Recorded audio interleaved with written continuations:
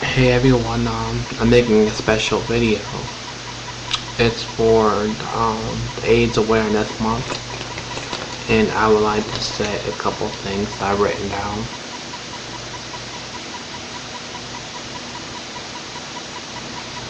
Not only that we protect gay rights, we also are trying to reduce the AIDS and HIV virus. While addressing some core issues in the fight against AIDS, some of the issues we address that drive the epidemic are racism, homophobia, poverty, domestic violence, and addiction. It is important that youth and adults, for that matter, understand the difference between these issues and HIV and AIDS. We hope that you will take the time to visit our resources page and learn about organizations that we have. According to the Centers for Disease Control and Prevention, half of all new HIV infections in this country occur in young people under the age of 25. While the total number of American youth who have been affected with HIV is unknown, it is estimated that 20,000 young people are infected with HIV every year. That's really a shame, guys. Really. That means 2 young Americans between ages of 13 and 24 are contracting HIV every hour. What would you do if you found out you were living with HIV? How will you cope?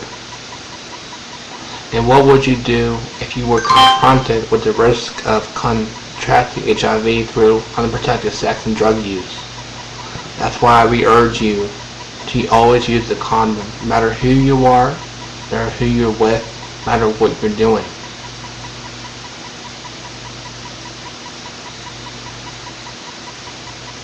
Because HIV and AIDS affects everyone, not your partner, not you. It also affects your family, your peers, people you work with. And we're going to fight against this throughout the United States, internationally. Thank you for your time, support, and compassion.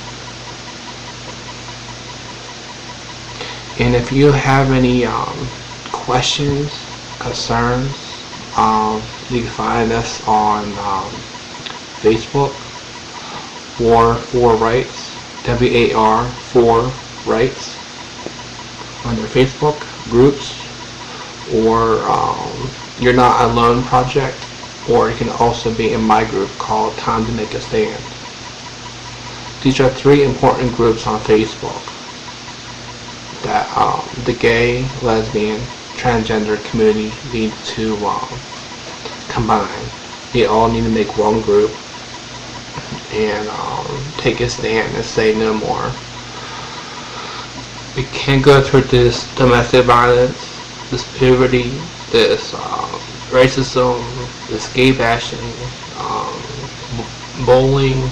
Like, we can't go through this no more. We need to come as the United States of America, prove that we are who we say we are. We need to make a stand and say no more. Let our lives be silenced. No more warring if we're going to make one day of school alive. No more are we going to say that our country is going to be discriminating against us. No more politicians is going to gay bash us and get away with it. This is why Rick Santrum does not belong in the office. Because he made a comment on the news saying gay rights are not civil rights. What is your opinion on that? Give me some feedback. If you really want to help, and if you want to be a part of the campaigns that's going on right now in the gay community, then email me, message me, or even like comment on my profile, send me friend requests on Facebook, and I'll add you to all the groups that I can to get your support, more support, emotional support. But I'm just telling you guys that we all need to come together and say no more. I mean, correct me if I'm wrong, but ain't this Rick Sandrum acting like Adolf Hitler? Wasn't he the one who was picking certain kind of race and religion and sex to imprison and discriminate? Think in your head, okay? Think back if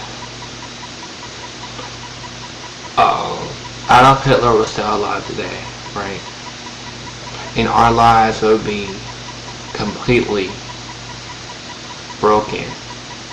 There'll be more violence, more discrimination, more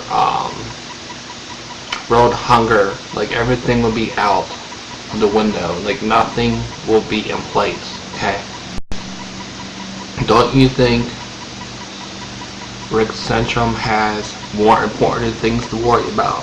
And then taking our rights away, our freedom away? Who does that remind you of? He's not picking the Caucasians. He's not picking the African Americans. He's not picking the Koreans, the Chinese, the Indians away. I mean, he's not picking by race. He's picking by sex. And to me, he's not just discriminating against us. He's being sexist as well, because, correct me if I'm wrong, don't we have females and males in our gay community? He's being sexist.